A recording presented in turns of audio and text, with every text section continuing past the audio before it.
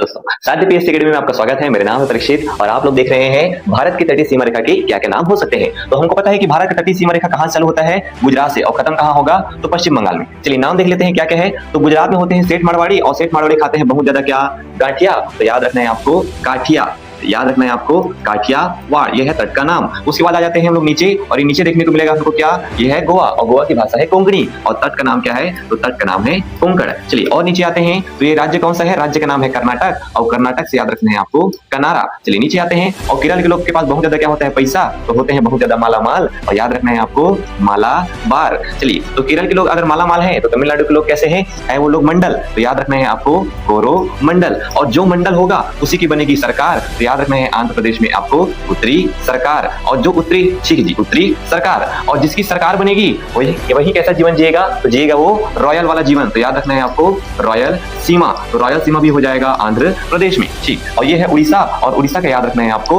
उत्कल, उड़ीसा का याद रखना है उत्कल। और बैगा सीखना है तो जाना पड़ेगा कहाँ, पश्चिम बंगाल में, तो बैगन ही यहाँ पे क्या है, वैगा, बैगन नहीं है यहाँ पे क्या है, और याद रखना है आपको दीघा। चलिए धन्यवाद दोस्तों।